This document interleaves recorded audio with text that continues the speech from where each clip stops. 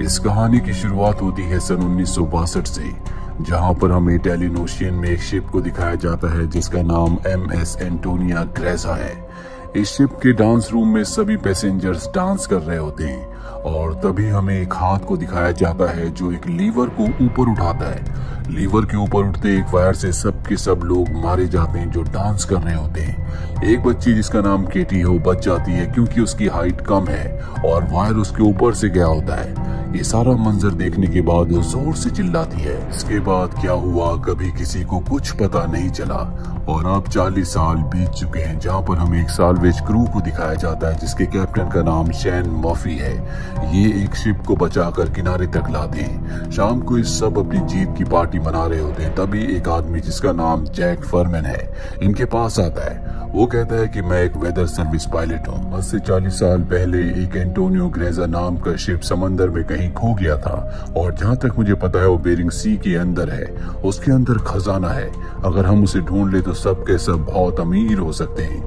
और अब ये पूरा का पूरा क्रू जैक का साथ देने के लिए तैयार हो जाता है। अगले दिन शॉन मर्फी और उसका पूरा का पूरा क्रू उस तरफ निकल पड़ता है जहाँ पर एंटोनियो ग्रेजा शिप है जो 1962 में गायब हो गया था और आज तक वो शिप नहीं मिला।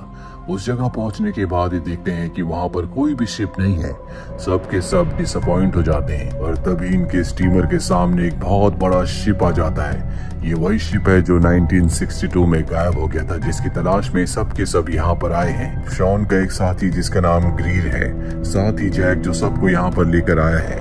ये दोनों के दोनों स्टीमर में रुकते हैं जबकि शॉन अपने सभी साथियों के साथ शिप के अंदर चला जाता है, जहाँ पर बहुत ही अजीब आवाज आ रही होती है।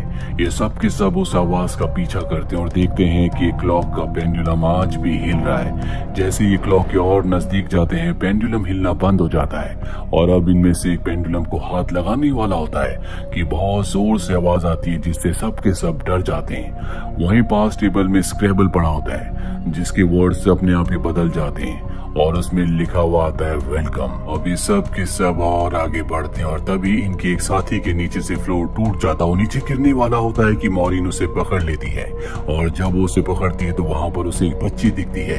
ये वही बच्ची है जो आज से 40 साल पहले यानी कि सन 1962 में शिप में अकेली बची थी और जो बहुत जोर से चिल्लाई थी, लेकिन आज भी इसकी उम्र उतनी है, जिसका मतलब ये है कि ये उस बच्ची की आत्मा है। मॉरिन उस बच्ची को देखती है लेकिन अगले पल वो बच्ची गायब हो जाती है।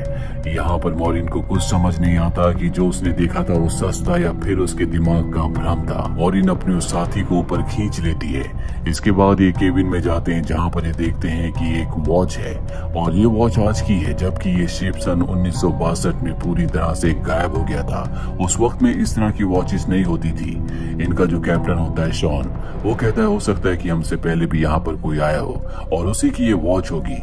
इसके बाद ये शिप का मैनुअल लेकर वापस अपने स्टीमर में आ जाते हैं। अगली सुबह इन्हें पता चलता है कि शिप में एक बहुत बड़ा होल है जिस वजह से धीरे धीरे शिप सिंक हो रहा है और अगले 3 दिनों में ये इस होल को रिपेयर करके शिप को यहाँ से ले जाना चाहते हैं। इसीलिए सब अपने काम पर लग जाते हैं। वहीं मॉरिन को दिखाया जाता है जो शिप के उस हिस्से में जाती है जहाँ पर स्विमिंग पूल है। वो ये देखकर हैरान होती है कि स्विमिंग पूल पर गोलियों के निशान है। अब वो स्विमिंग पूल से जब ऊपर की तरफ आ रही होती है, एक बार फिर से उसे वही बच्ची दिखती है जिससे डरकर वो वहीं स्विमिंग पूल में गिर जाती है। उसका सर स्विमिंग पूल के बेस से टकराता और खून निकलना शुरू हो जाता है, पर स्विमिंग पूल उसके खून को एब्जॉर्ब कर लेता है। वो एक बार फिर से ऊपर देखती है जहाँ पर वो बच्ची थी, पर अब वहाँ पर जेक होता है। जेक उसे ऊपर खींच लेता है और इन दोनों के यहाँ से जाने के बाद स्विमिंग पूल पूरी तरह से खून से भर जाता है। अब जेक और मॉरिन यहाँ से आगे बढ़ते हैं। मॉरिन एक दरवाजे को खोलती है जहाँ से बहुत सारा पानी निकलता है। ये दोनों के दोनों उस दरवाजे के अंदर जाते हैं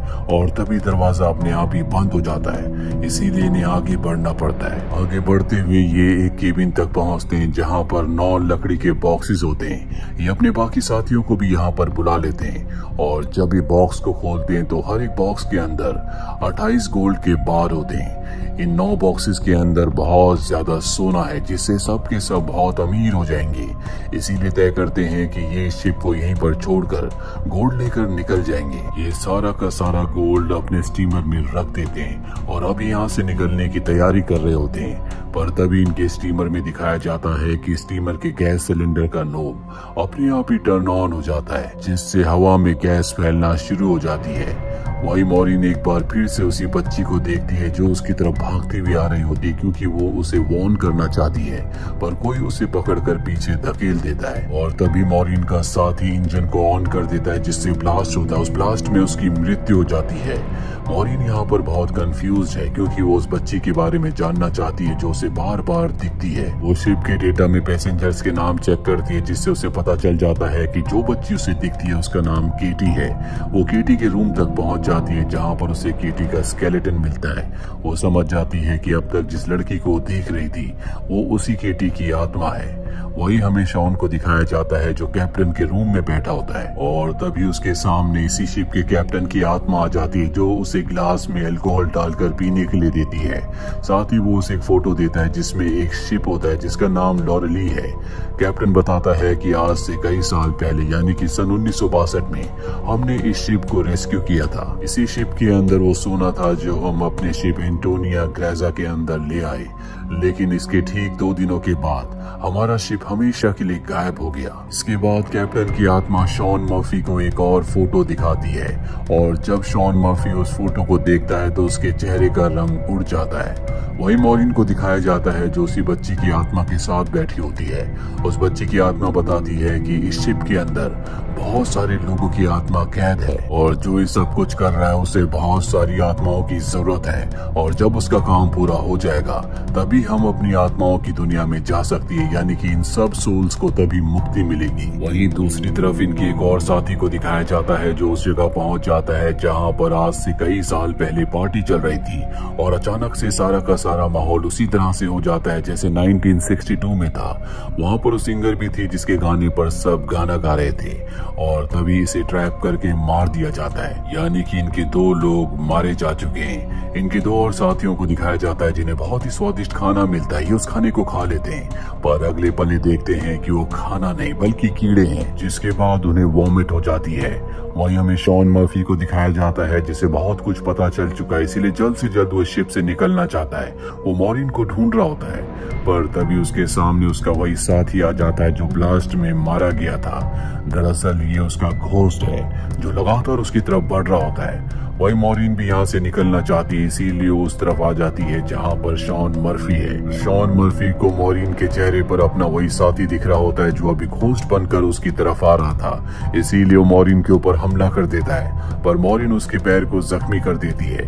हालांकि शॉन उसे मारने वाला होता है कि तभी जैक आकर उसके ऊपर हमला करके उसे बेहोश कर देता है। जैक वही आदमी है जो इन सब को यहाँ पर लेकर आया है। अब क्योंकि शॉन मर्फी ने मॉरिन के ऊपर हमला किया था, इसीलिए ये उसे नीचे एक्वेरियम में बंद कर देते हैं। इनके बाकी 2 साथी भी आ जाते हैं। ये जल्द से जल्द इस शिप को रिपेयर करके यहाँ से निकलना चाहते हैं, क्योंकि इनके पास इसके अलावा कोई भी ऑप्शन नहीं है।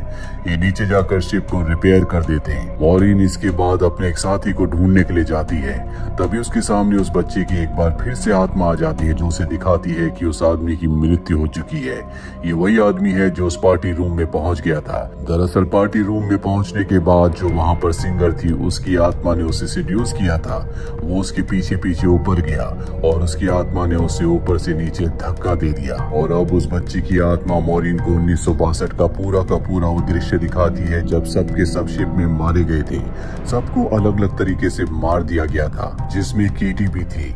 इसके बाद वो गैंग जो यहाँ पर गोल्ड के लिए आई थी वो गोल्ड तक पहुंच जाती है, लेकिन वो सिंगर जो उस रूम में गाना गा रही थी जहाँ पर सब लोग मारे गए थे, वो इनमें से एक को सिड्यूस करती है और अपने जाल में फंसा लेती है, जिसके बाद वो आदमी अपने साथियों को मार देता है। पर उस सिंगर की आंखों में लालच होता है, इसीलिए वो उस आदमी को मार देती है जिसने उसकी वजह से अपने साथियों को मारा था। सिंगर को लगता है कि अब सारा गोल्ड उसका हो चुका है, क्योंकि शिप में उसके अलावा सभी लोग मारे जा चुके हैं। लेकिन तभी यहाँ पर वो आदमी आता है जो इस पूरे के पूरे प्लान का मास्टरमाइंड है, जो इस गोल्ड को हासिल करना चाहता है, और वो एक हुक को इशारा करता है, जिसके बाद उस हुक की वजह से सिंगर की भी मौत हो जाती है। और अब यहाँ पर वो बच्ची उसे उस आदमी का चेहरा दिखाती है, जिसे देखकर मॉरिन पूरी तरह से घबरा जाती है, क्योंकि ये आदमी और कोई नहीं बल्कि जेक है, वही आदमी जो इन सबको यहाँ पर सोना ढूंढने के लिए लाया है। मॉरिन समझ जाती है कि उसका साथी शॉन मर्फी वो पूरी तरह से बेगुनाह है। वो उसे बचाने के लिए एक्वेरियम की तरफ भागती है, लेकिन अब उसकी मृत्यु हो चुकी है। कैप्टन की आत्मा ने जो उसे फोटो दी थी वो उसी के हाथ में होती है जो पानी में वो देख लेती है, और ये फोटो और किसी की नहीं बल्कि जेक की है। जेक कोई इंसान नहीं है बल्कि वो एक इविल स्पिरिट है जो किसी के लिए आत्माओं को जमा करता है। हो सकता है कि वो शैतान के लिए काम करता हो और यहाँ पर वो इन सबको मारकर इनकी आत्माओं को भी जमा करना चाहता है। मॉरिन अब अपने साथी से कहती है कि तुम्हें जैक पर नजर रखनी होगी, मैं अपने दूसरे साथी को ढूंढने के लिए जा रही हूँ जो कि पानी के अंदर है। मॉरिन जब उस जगह जाती है तो उसे समझ में आ जाता है कि उसकी भी मृत्यु हो चुकी है जिसे जैक ने मार दिया है। वहीं जैक उस जगह आ जाता है जहाँ पर मॉरिन ने अपने साथी को कहा था कि वो जैक पर नजर रखे। जैक और उसके बीच में आर्गुमेंट्स हो जाते हैं, इसीलिए मॉरिन का साथी जैक को गोली मार देता है। उसे लगता है कि वो मारा गया, इसीलिए वहां से चला जाता है। वही मॉरिन अब इस पूरे के पूरे शिप को ब्लास्ट करना चाहती है, इसीलिए हर जगह बॉम्ब फिट कर देती है। पर तभी उसके पास उसका वो साथी आ जाता है जिसने अभी अभी जैक को गोली मारी है। वो मॉरिन को कहता है कि हमें शिप को ब्लास्ट नहीं करना चाहिए, पर मॉरिन उसकी बात नहीं मानती। वो कहती कि मैं इस शिप को ब्लास्ट करके ही रहूंगी क्योंकि इस शिप में बहुत सारी आत्माएं कैद हैं और भी लोगों को इस शिप में ट्रैप करके लाया जाएगा, जिसके बाद उन्हें मार दिया जाएगा। और ट्रैप करने का एक ही जरिया है जो है गोल्ड। और तभी उसका साथी जैक के रूप में बदल जाता है, जिससे हम समझ जाते हैं कि जैक ने उस आदमी को भी मार दिया जिसने उसे गोली मारी थी। जैक उसे बताता है कि तुम्हारा और मेरा काम एक ही है। जिस तरह से तुम समंदर में फंसी हुई बोट्स को, शिप्स को जमा करती हो, उसी तरह से मैं सोल्स को जमा करता हूँ। पहले मैं भी इंसान था, लेकिन मैंने बहुत पाप किए थे जिसके बदले मुझे काम दिया गया, और अब मैं सोल कलेक्टर हूँ जिसके लिए मुझे शिप की जरूरत है। और मैं नहीं चाहता कि तुम इस शिप को ब्लास्ट करो, पर मॉरिन उसकी बात नहीं मानती, इसलिए जैक उसके ऊपर हमला कर देता है। मॉरिन एरो से उसके पैर को जख्मी कर देती है और फिर उसी एरो से रिमोट पर निशाना लगाती है और खुद वो शिप से कूद जाती है, जिसके बाद शिप में एक बहुत बड़ा ब्लास्ट होता है और अब मॉरिन पानी के अंदर शिप के नीचे फंस चुकी है। पर तभी वहां पर उसी बच्ची की आत्मा आती है जो मॉरिन को ऊपर का रास्ता दिखाती है। मॉरिन बड़ी मुश्किल से ऊपर आ जाती है और वो देखती है कि शिप में जितनी भी सोल्स थी वो सब की सब आजाद हो चुकी है और वो सोल्स की दुनिया में जा रही है। इन सोल्स में केटी की भी सोल है। दरअसल यहाँ पर जितनी भी सोल्स थी वो सब की सब जेक की गुलाम थी, क्योंकि मारने के बाद उसने हर किसी के हाथ में एक मोहर लगा दी थी। सिर्फ केटी की सोल उसकी गुलाम नहीं बन पाई क्योंकि केटी की सोल पवित्र थी, इसीलिए केटी की सोल बार बार मॉरिन की मदद कर रही थी। और अब केटी की सोल की वजह से मॉरिन ने सभी आत्माओं को आजाद कर दिया। मॉरिन अब एक बॉक्स के सहारे समंदर में तैरती रहती है और तभी वो एक शिप तक पहुंच जाती है जो शिप उसे रेस्क्यू कर लेता है। जब उसे पोर्ट पर लाया जाता है तो वो अपनी एम्बुलेंस से देखती है कि जेक अब भी जिंदा है और शिप का जितना भी गोल्ड था वो उस गोल्ड को एक दूसरे शिप में ट्रांसफर कर रहा है ताकि उस गोल्ड के लालच में वो और भी लोगों को मार सके, उनकी आत्माओं को कैद कर सके, जो कि उसका काम है। मॉरिन ये पूरा मंजर देखकर चीख पड़ती है और इसी के साथ ही फिल्म की कहानी यहीं पर खत्म हो जाती है।